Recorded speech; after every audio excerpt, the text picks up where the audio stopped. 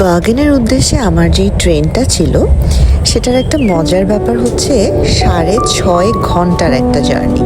তো এই জার্নির শুরুতে আমার দরকার হচ্ছে প্রথমেই খুব ভালো একটা খাওয়া দাওয়া।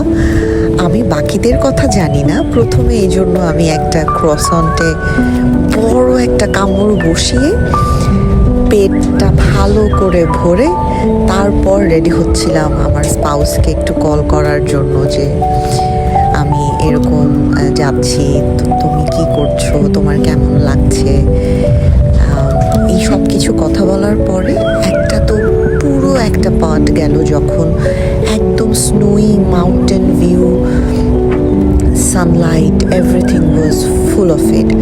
এখন যে সময়টা যাচ্ছে সেটা হচ্ছে আমার মনে হচ্ছিল ট্রেনটা যাচ্ছে মেঘের উপর দিয়ে। আমি জানি এটা বাস্তবতা থেকে অনেক দূরে, কিন্তু ভিউ দেখে মনে হচ্ছিল আমার নিচে অনেক মেঘ। মনোটোনাস হয়ে খুব খুব সুন্দর কিছু গান শুনলাম, আবার কিছু স্নোই মাউন্টেনের মধ্যে দিয়ে যাওয়া, মনে হচ্ছিল দুধ সাদা উপর থেকে ঝর্ণা নেমে আসছে। যদিও জুম করে দেখা হচ্ছে, but it was really spectacular if you tell me.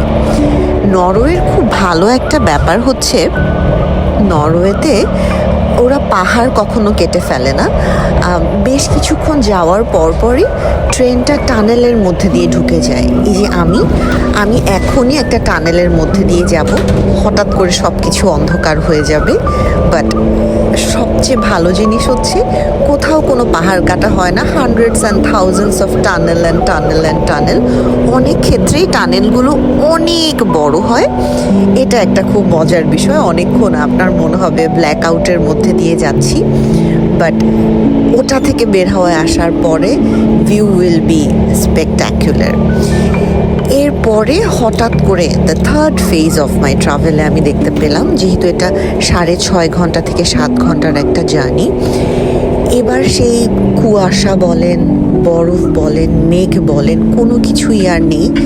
একদম ফকফকা সুন্দর একটা ভিউ, পাহাড়, নদী, স্রোতস্বিনী নদী বলাটাই আমার ঠিক হবে।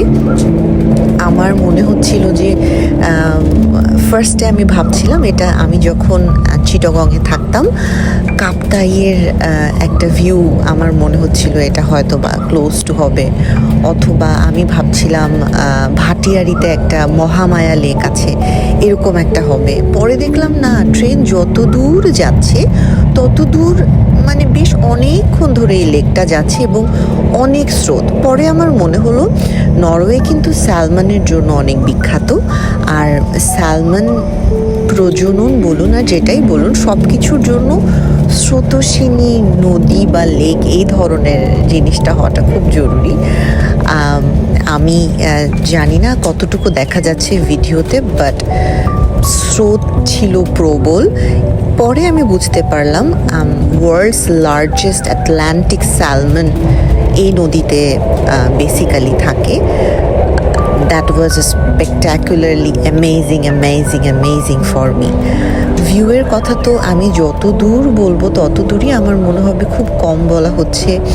আমার না মনে হচ্ছিল বেশ কিছু দূর যাওয়ার পরপর ছোট ছোট বাসা দেখা যায়, অথবা কমিউন বেসড বেশ কিছু ঘরবাড়ি দেখা যায়। আমার মনে হচ্ছিল এত সুন্দর প্রকৃতির পাশে যাদের বাসা বা যাদের ছোট্ট একটা ঘর, ছোট বললে ভুল হবে, নরওয়ে তো অনেক এক্সপেন্সিভ কান্ট্রির পাশাপাশি বেশিরভাগ মানুষের ইনকাম সোর্স আর income is very high. So সেই আসপেক্ট থেকে বললে ওনাদের বাসাগুলো অনেক সুন্দর আমার মনে হয়েছে। তো আমার মনে হচ্ছিল যে বাসাগুলো এত সুন্দর ভিউয়ের পাশ দিয়ে আল্লাহর কত রহমত এই দেশটার উপরও। ছোট ছোট বাসা মনে হচ্ছে আমার ভিডিওতে দূর থেকে, বাট বাসাগুলো আসলে অনেক বড়। আমার খুব সৌভাগ্য হয়েছে কাছ থেকে কয়েকটা বাসা ঘুরে দেখার। সো ওই আসপেক্ট থেকে বলা বেসিক্যালি। তাছাড়াও আমার জার্নির প্রায় শেষ মুহূর্তে, আমি লাস্ট 45 মিনিটস লেফট। আবার আমি যে বার্গেনে যাচ্ছি ওখানকার ওয়েদার ফোরকাস্ট দেখলাম আজকে থাকবে সর্বোচ্চ 2 ডিগ্রি অ্যান্ড সর্বনিম্ন -1 এরকম। তো ওটাও আমার মনে হচ্ছিল যে হ্যাঁ ওখানে বরফ থাকবে না, বাট বার্গেন কিন্তু রেইনি ওয়েদারের জন্য বেশ বেশ বিখ্যাত। সারাক্ষণ যদি বৃষ্টি হতে থাকে তাহলে আমার মনটা একটু খারাপ হবে। বার্গেনের কিছু স্পেকট্যাকুলার ভিউ বলেন, জায়গা বলেন, দর্শনীয় স্থান বলেন, আমার দেখার খুব ইচ্ছা আছে। আমি জানি না আমি কতটুকু টাইম মেক করতে পারবো, কতটুকু দেখতে পারবো। দেখতে পেলে, মনে থাকলে ভিডিও করার কথা আমি তো অবশ্যই শেয়ার করব।